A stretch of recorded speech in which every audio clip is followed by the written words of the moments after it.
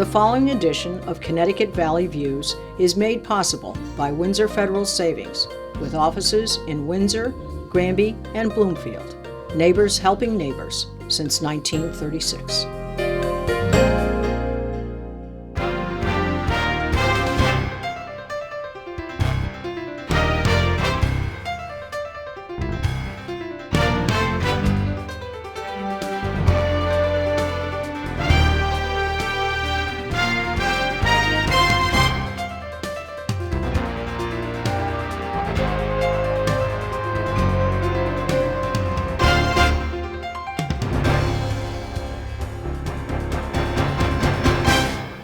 Hello, I'm Susan Regan, your host for Connecticut Valley Views, and today our guest is the Mayor of West Hartford, Scott Slifka. It's a pleasure to be here with you, Scott. Pleasure to be on with you today, Susan. Thank you.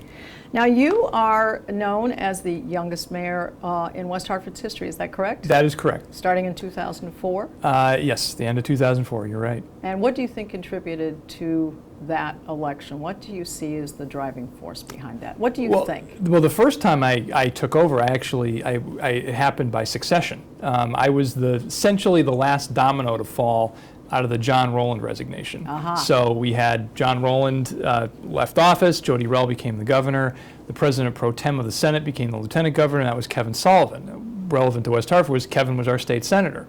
And so his Senate seat opened up, and the mayor at the time, Jonathan Harris, who served as a senator later for many years, decided he wanted to run for that seat. So I was serving as deputy mayor under Jonathan, had for about 3 years, and Jonathan got elected, and then next thing you know, I was the mayor. So the first time I was elected in my own right was about a year later, and really came in you could sum up the entire election probably in one phrase, which is Blueback Square. It came in the middle of the referendum process on that, and the lawsuits and all of that. It was roughly 2 years before it opened, and so that was the dominant issue. We had incredibly high voter turnout that time, and the town was very supportive of the project, and then those who had supported it, like me. So you're in the right place at the right time, essentially. I mean, you came in, you had the opportunity to show what you could do. Yeah, I mean, it was hard. You look back on a lot of these things, and you have people who say, well, that was easy. Your timing was great, and it turned out right. But then I'd say, yeah, was fortunate for that. On the other hand, what if you don't do a good job? A crisis is an opportunity either way. You can do a great job and you can shine, or you can goof up and you pay the price, and rightfully so. And so in that case, that was really a baptism by fire situation. And there was early on in the process, there was no way to predict which way the town was going to go. And today, I think everybody agrees it's been a resounding success. Well, I often say that challenge is the opportunity to rise to the occasion. That's true. And I think that's the way you looked at it. Yes. So obviously it was a positive move. Well, you did say you were for 3 years as deputy mayor. You were previously elected to the town council in 2001. Same thing. Yeah, that was a function of being on the council. I became the deputy mayor. And you were chief of staff to Connecticut Secretary of State. I was. And you were a candidate for lieutenant governor in the 2006 Democratic primary in 2006. That too. DeStefano was running at that time. That's correct.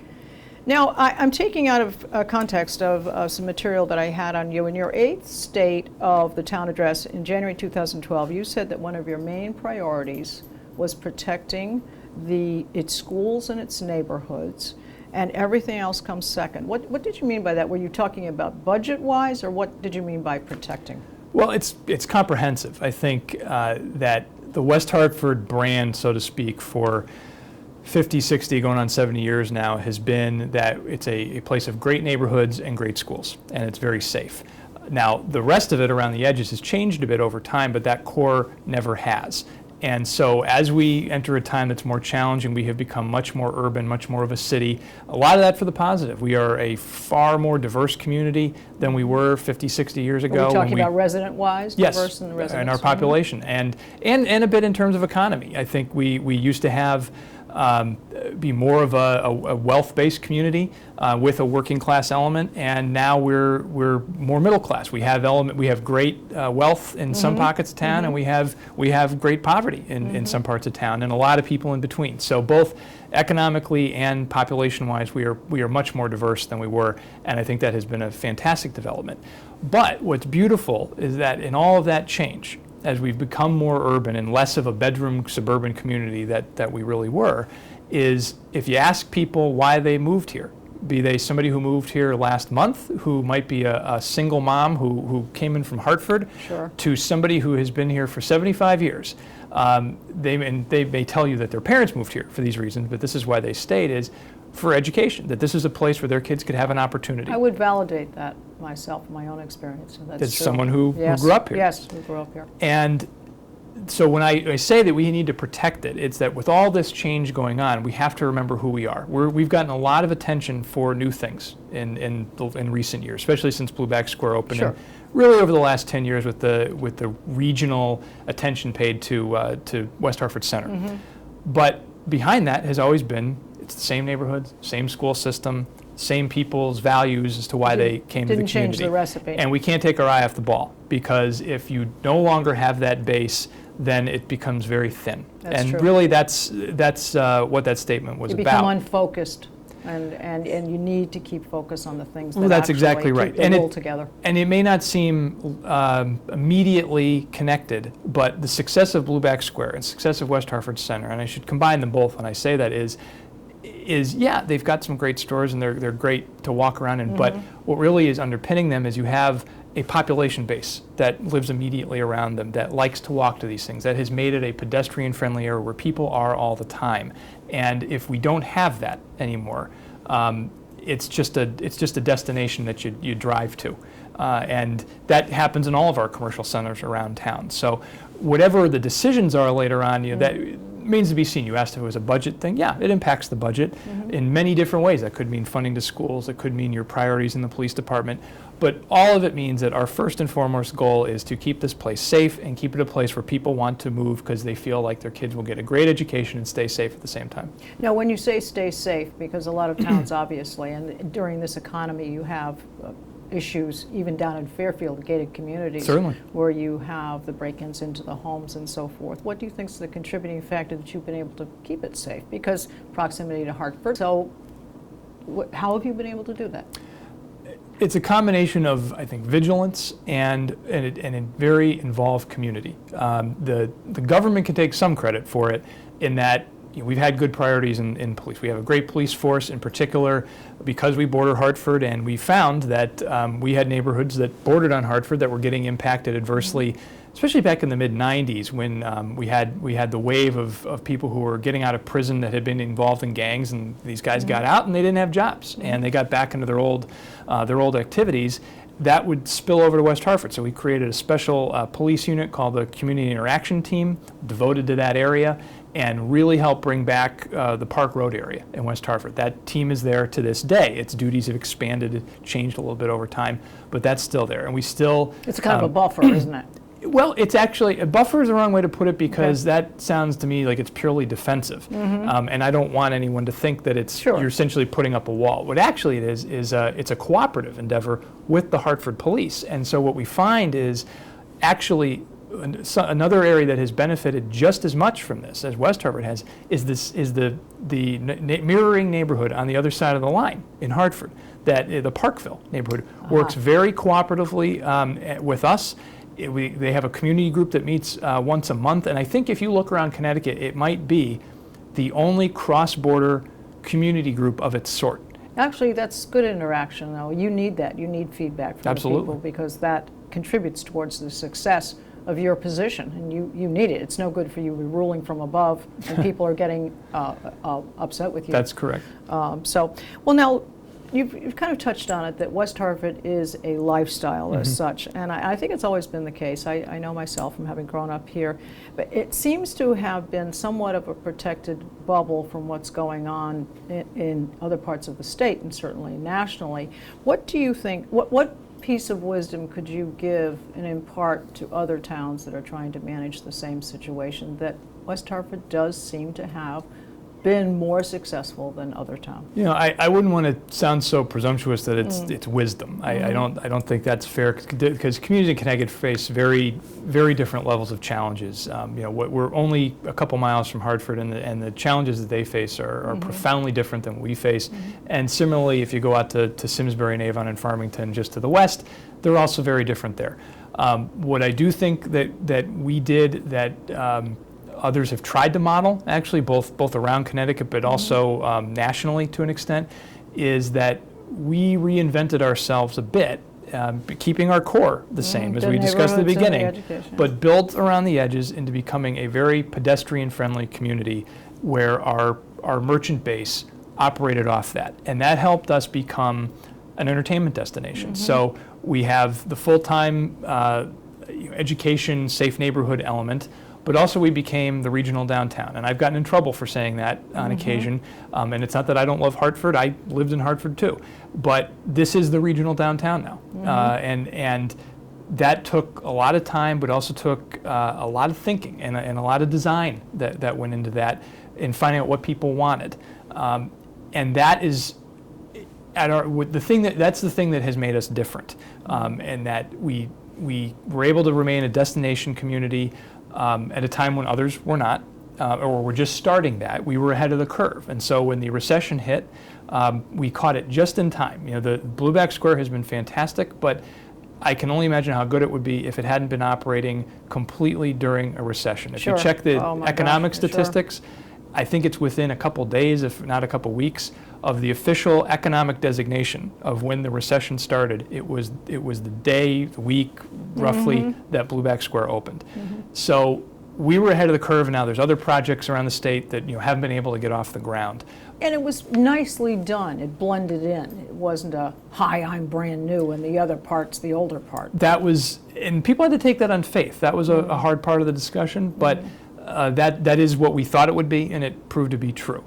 And then I guess the other part of I had wisdom to share, and I don't presume that I do, is that we have also tried to maintain our funding in the schools through a very, very difficult period of time. Now that means that our residents, our taxpayers have had to support that. That has been tough. That is a year-to-year challenge. There's been quite a bit of discussion, more discussion I think in past years over the budget, hasn't it? Well, I've had the misfortune of my entire time in office, both as mayor and as deputy mayor, every year has been an economic challenge. And so I don't know anything different. And that attention has been paid to the budget every year I've been in office. But I think you're right, historically, some years it really wasn't that big a deal. Right. Here, in that period of time, year after year, we face very fundamental decisions about what we want to do with our school system. And I and those I've served with have taken the position that we think things are going to get better, and when they do, we want to make sure we have the proper base, and that we didn't, in this time, take a school system that took 50, 60 or more years to turn into one of the top ones in the state and the nation and chip away at it and ruin it, and that when times get better, we've lost that generation of parents and are fighting to get them back. I think once that happens, it's a vicious circle, and you can't get them back. Right. And so we don't want to have that happen. But that's hard to do. That is very hard to do. And I think the communities that have been, I understand why they have made some of the decisions, but the ones that have had the toughest time recovering are the ones that chipped away at the reasons why people wanted to live there. And if you become a community where people don't want to buy a house because they don't think their kid is going to get the best education, they can go one town over and do much better. That's very true. They're not going to pick your community. And then that impacts housing values, that impacts your tax base, and all of a sudden you're making more difficult decisions. Yeah, the trickle down and ripple down effect. Well, talking about the expansion in West Hartford, do you see with the current population you have right now, you keep, like other towns do, deeded open space, and you have the West Hartford Reservoir and so forth. Just as a general plan, are you hoping to attract more residents? Is there builders who are thinking about more homes? I mean, what's the general plan for the town? General plan would be density. We're a fully developed community. Notable thing is that our population has been roughly flat since the mid-70s, I think. We were up over 70,000 kind of at the peak of the baby boom, and now we're at about 65,000. We'd gone, I think, dipped to high 50s and have come back a little bit, but we've been pretty stable, and that's because we don't have the decision that, say, Canton faced a few years ago of, are we going to take one of the golf courses, for instance, and develop it for something, because we don't have anything really left to develop except that stuff which is so integral to the community. You mentioned the reservoir, which we don't legally own, but take that as an example, or Rockledge Golf Course or something. I think our community has simply come to the decision that that's sacred ground. We're not going to touch it. So when we want to develop, what we're doing are things like Blueback Square, things like what has been done in Elmwood Center, where we converted an old school that had previously served as the headquarters of the Coleco Corporation and then sat fallow for decades and turned that into housing. That's what you're going to see in West Hartford. So I think you won't see new housing developments in the traditional sense, new tracts of land developed, nothing that'll add to the school population that way. But hopefully you will see some development in and around West Hartford Center, over at Bishop's Corner, over in Elmwood Center, that will add a few hundred residents here and there through dense development. Yeah, sure. Well, the fact is, right on that same basis, if you add the homes, and you said you're going to do that kind of slowly and carefully around these areas, but you bring in more businesses in selected areas and do it properly so that it fits into the town and the right look and so forth, then that provides more revenue for the town, because the businesses, actually there's a cost factor involved with families and children, because you have to educate those children. That becomes part of the budget, whereas the business provides the revenue. To a point. I mean, in a normal world, yeah, that is exactly what happened. In the very quirky area of Connecticut municipal finance, that's not necessarily the case. That's good for the community. It does help your budget in a way, but we're relying only on the property tax. So I don't get much in the way of direct revenue from the businesses succeeding.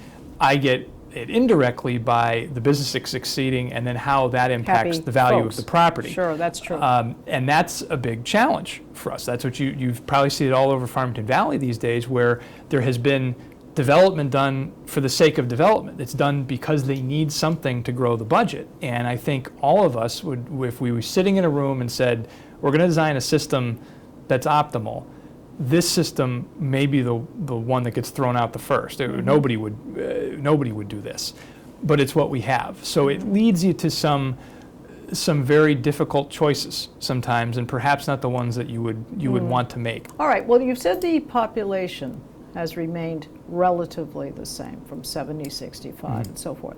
So that means that either people have more or less stayed, or there has been obviously some people leaving the state and others coming in.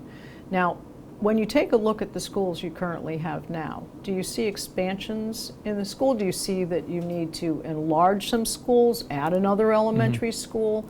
Do you see that the population of the children growing? What do you see? Because you said education is so important. So in the part of the education that you're going to develop and that you want to keep appropriate for the value of the lifestyle here, what do you see doing? Are you going to have more buildings, more teachers, higher paid teachers? Where do you see that education budget concentrating on? Well, we would like it to concentrate on delivery of classroom services, be that, is it more teachers, better class size, more programmatic offerings, et cetera.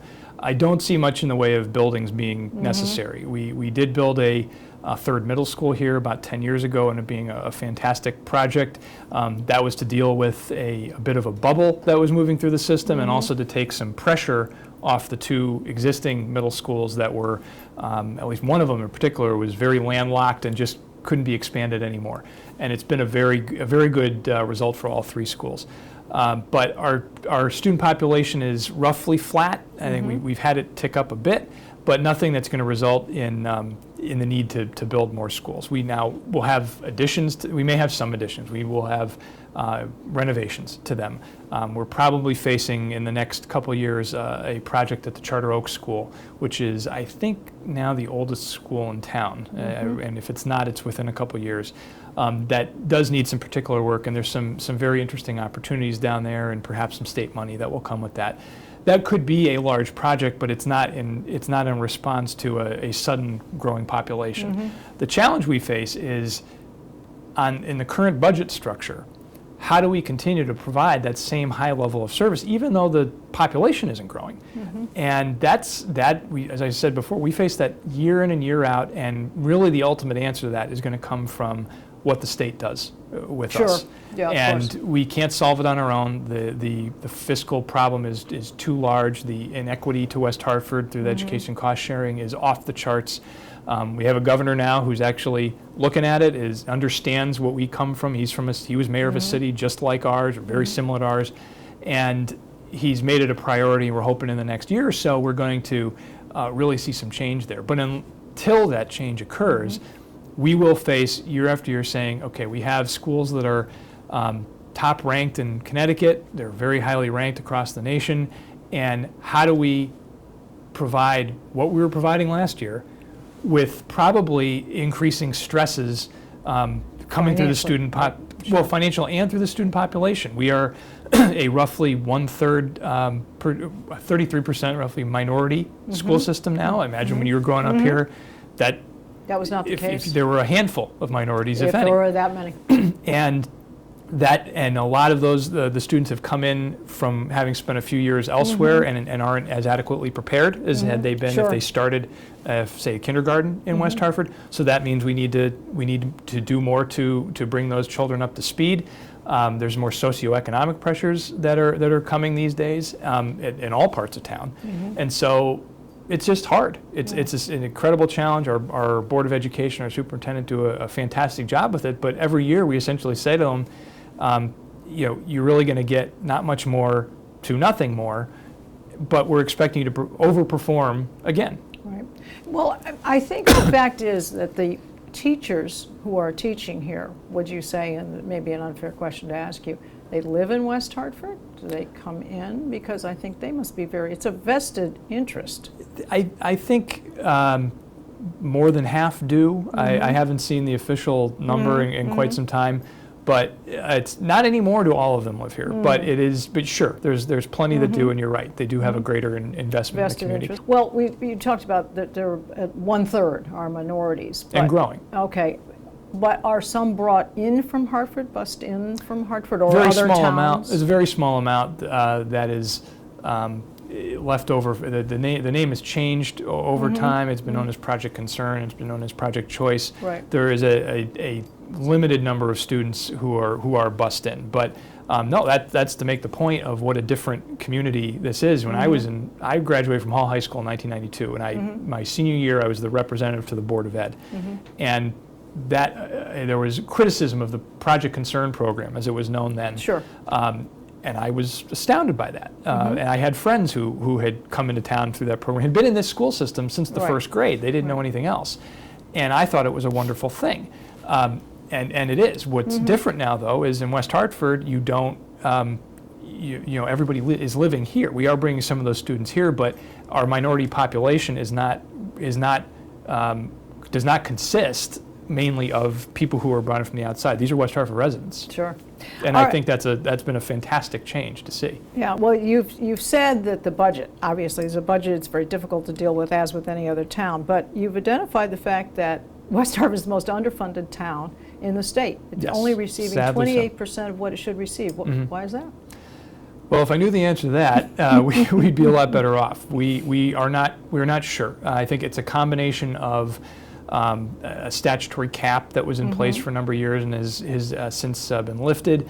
It is, I think, in large part the fact that the state has never fully funded the grant as a whole. So West Hartford is the most underfunded, but we're in a big pile of communities that are underfunded.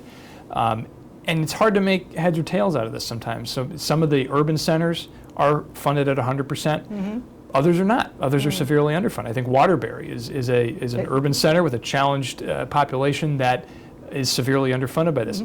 And there you had a resident who was governor for almost 12 years. Sure. And so you're extra confused when you try to figure out almost like try to figure out why scientist. Here and why there. Towns that need it. West Hartford looks like it's doing okay by itself, but here's another town that isn't. They're not getting it. Another town needs it. They are getting it. Exactly. I do think there is an element that is, and we're trying to correct this through State Senator Beth Bai as somebody who, because she represents more than West Hartford, we've worked on this together, where I'm starting to suspect that a lot of people at the Capitol, because of its proximity to West Hartford, spend some time here, and they when they're working hard at the legislature, they may come here for dinner. Right. And what they see is West Hartford Center, Blueback Square, et cetera. And then when I and Beth and our other colleagues in the legislature go and say we need help, they look at us a Yeah. little funny, like, you got to be kidding. Yeah. This is the envy You of... look like the silver spoon kid. Right. And so what we have tried to do is when we've had the opportunity to bring them to town, Representative Fleischman did this a couple months ago. We had an education forum in town, so we took them to Charter Oak School. And it was done in part to show them this is really West Hartford. You don't think we have this. We want to make sure that you know that we do. And that we're probably a lot more urban than most communities. And we really need to be considered in that group as opposed to traditionally where they've placed us. Well, I'm going to bring up a subject I know is a little bit of a sore point for you, and that's the busway. Sure. Your comments on how you think that's going to affect it's going through Elmwood. Yep. What do you think? Well, the first thing I need to say about the busway is it's done. It's not in the sense that it's completed and built, but politically speaking, it's finished. The project's been approved, and we've, in West Hartford, have had to move from kind of, I don't know, there's the 5 stages of grief, and I think we're to acceptance now. I'm not happy about it, but we're trying to make the best of a bad situation. Figure out the best way. I will say this because, 2 things. Number one, nobody should blame Governor Malloy for this. This is the product of over a decade of work of people on both sides of the aisle, and I'm very sorry to see that's become kind of a political football in this environment, especially when it's already over with, essentially. The second thing is, I do believe that the busway, in my opinion, has done more to damage regional relationships than possibly anything else could have in the Farmington Valley, because a number of my colleagues in the Farmington Valley, whom I respect, but whose communities are not impacted by this, advocated for this, advocated vociferously for this. Frankly, I think without really caring about the concern about a West Hartford or Newington that was opposed for quite a long time, and all the communities that have had questions about it. And it was sort of shoved down at us, and now we have it. That said, I've accepted it, and we're moving on. The biggest concern is that the design has not been great for Elmwood. A lot of what they have said to make it palatable has not been provided. And so we're in a wait and see approach. And right now our local businesses are struggling with the construction every day, and it's a mess. Well, just very quickly, your aspirations after Mayor of West Hartford, or you can continue to be Mayor of West Hartford, do you see anything that you'd like to do in the future? Hard to say. I'd love to continue in public service in some capacity, but most people don't know I'm a volunteer. I have a full-time job. I work for the Lego toy company. I just noticed this has been sitting here. That's not a product placement. That's just coincidence. But I've been privileged to do this now for almost 9 years, and that's longer than anybody's done it in the history of West Hartford. I don't know how much longer that can go on, but I really enjoy it. But I used to have bigger aspirations before I had a child, and then reality sets in. So, I'm open to anything. We'll see where things go. I frankly don't ever see myself serving in the state legislature. I've had a couple chances to do that, and I haven't taken it. And I've found my work here to be much more valuable than I ever could have imagined when I started. It's been great, but it is tough to have essentially 2 full-time jobs that way. And we'll see. But I'd love to stay with public service and some element of my life going forward. Well, it's been a pleasure and very interesting to find out a little bit more about West Hartford. We're very pleased to have been here. Connecticut Valley Views is pleased to take the time to be with you, and I know you have a very busy schedule. Thank you, Susan. So we do My thank pleasure you for as well. that. All right, a pleasure. Always nice to have a West Hartford native. You got it. You got it. So for our viewers, if you'd like to see all of our programs, you can watch them on our website, www.ctvalleyviews.com. This is Susan Regan, thanking you for joining me in bringing proof to the people.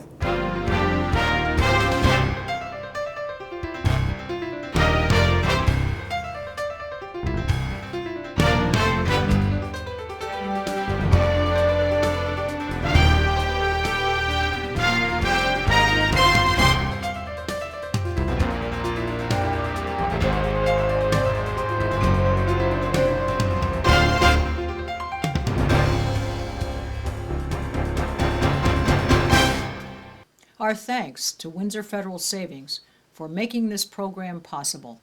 Neighbors helping neighbors since 1936.